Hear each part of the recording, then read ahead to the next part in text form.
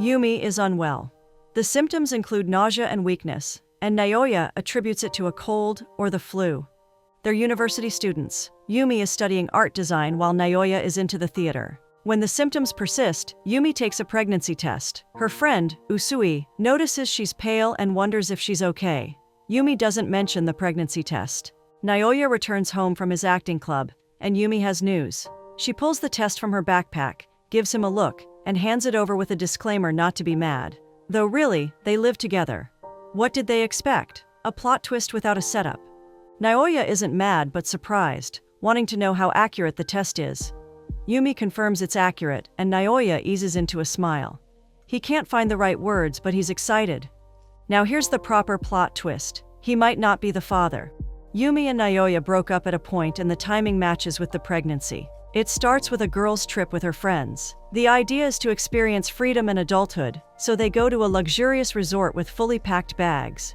Yumi remarks that she wants to lose her virginity. For most of the getaway, the girls talk about boys, relationships, and sex. Yumi broke up with her boyfriend, Masato, with no plans of going back to him. He's a virgin too. Yumi's birthday is around the corner, so Masato has come bearing gifts. The first one is a necklace, and the second is a memory pad from when they were dating. Sakamoto from the drama club approaches Yumi with a job. He showed the club her design, and now they're interested in her services, ready to pay her to design flyers for their upcoming play. That's how she's introduced to Naoya. He's the one who piqued interest in her designs. Yumi runs a blood test, and it comes out positive. She tells the doctor that the father is between two guys.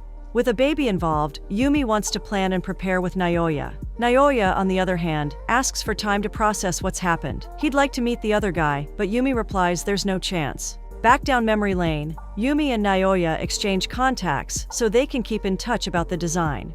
He gives her a DVD that provides guidelines on what they're looking for. Masato is still somewhat in the picture at this time. He drools over her, and Yumi and her friends make fun of him behind his back. They think he's a dork. Yumi pours diligence and time into her work, and the result is impressive. She produces 5 designs, and they all capture Naoya's attention. Yumi is going about her day when Naoya invites her to a play. It's not like he's constantly at the theater, but he likes to show up now and then to support a friend or an acquaintance. Theater isn't really Yumi's thing, but she's optimistic about this one. After the play, Naoya takes Yumi out for dinner. Over drinks, they're much freer with each other. They both admit the play was dull, and Naoya states that his plays are better. Naoya is thinking of full-time theater after he graduates. He doesn't plan to work under a company, but create his own. He envisions people who actually appreciate theater working for his company and coming for his play. The current one he's under is run by the university. Yumi seeks comfort in Usui. She got the news that her mom just passed away and thought to confide in Usui. Yumi briefly remembers she returned home with her father to see her mom who was sick. She'd been in the hospital long enough before she was brought home. Her father was worried, noting that Yumi had lost weight, but she promised she'd been eating well. She was also doing fine at the university and had a job designing flyers. If her mother could hear her, she'd be proud. The father wondered if Yumi had a boyfriend, but she's had no luck in that area yet. Now the grieving family arranges a wake and puts Yumi's mom to rest. Naoya calls to check up on Yumi. She's been home for 3 days and hasn't bothered to reach out to him. She reminds him that he's the one that asked for space, and she just happens to be busy at the moment. He argues that he needed time to think, and now he's ready to talk. She'll be back to campus within the week, and then they can talk. She hasn't said a word about the pregnancy to her father. Yumi doesn't mind spending more time at home, keeping her dad company. He, however, wants her to return to school and face both her studies and her side hustle. He promises he'll be fine on his own. He has his job to keep him busy. Yumi returns to the apartment she shares with Naoya. He tells her that Sakamoto wrote a play and he'd like her to have a read-through with him. Naoya proposes that they keep the child. He could be the father, and he's willing to take the risk. He's thought about it and knows the responsibilities involved. Keeping the baby would be the proper thing to do, and he'll get a decent job in preparation to become a decent father. While he's mentally ready, he wants to know Yumi's thoughts. She states that she's ready too. When he leaves, she fights back tears and fails. She's still crying when he returns, but he assumes she's crying because of Sakamoto's play. Naoya is looking forward to meeting her parents. Naoya asks for a DNA test, preferably before he meets her parents. Yumi disagrees and Naoya concedes to let her take time, but he will ask again.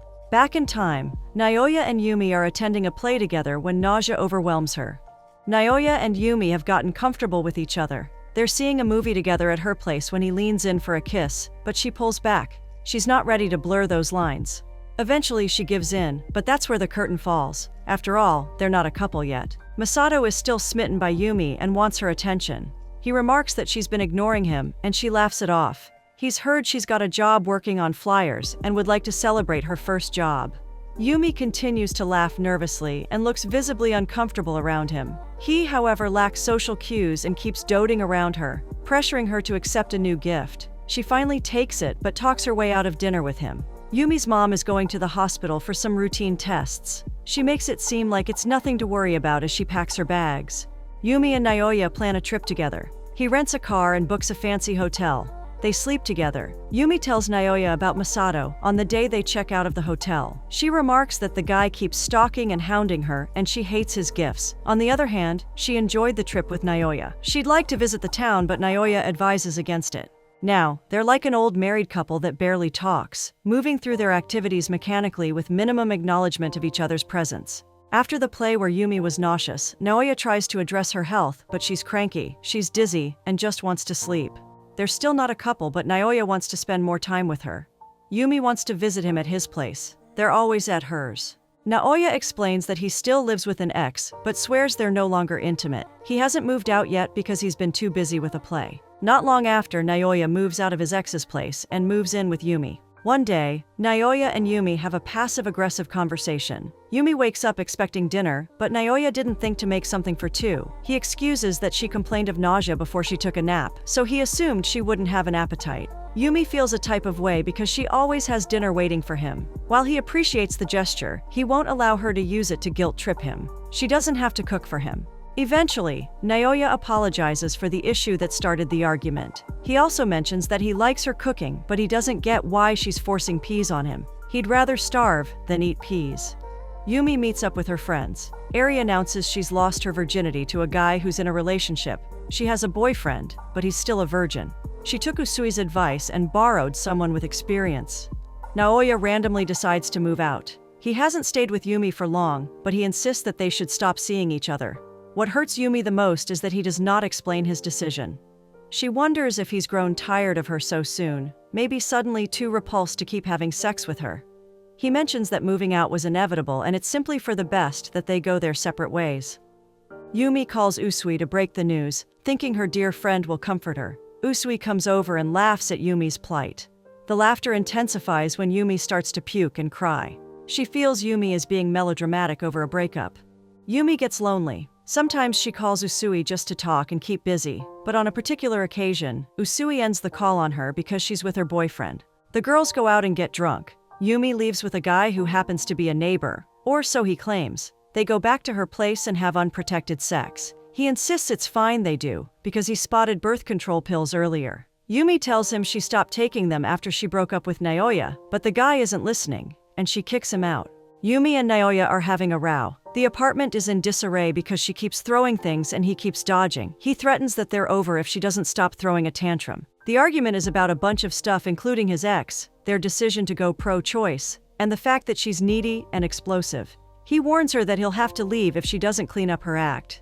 Yumi is out smoking a cigarette when Masato approaches. She's going through a heartbreak and doesn't usually smoke. Masato tries to win her over, but she keeps shutting him down. He pitches that he'll be better than the last guy, and she should give him a chance. Yumi goes to tell her friends what transpired with Masato, and they laugh and mock him together. Yumi goes to the hospital because she's missed her period. The doctor tells her that she should visit the ER if she can't get emergency contraceptives because the clinic was closed. Naoya brings up the DNA test again. She's 7 weeks gone and eligible for one.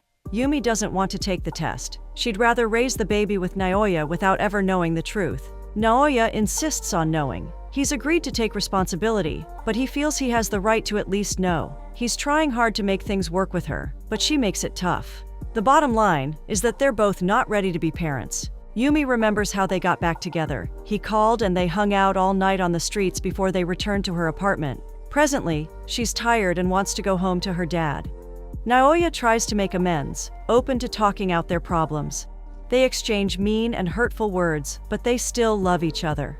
Yumi hates that he once left without a reason, and he hates that she slept with someone else. Yumi decides they should break up for good. She'll raise the kid on her own. She'll summon the courage to tell her dad.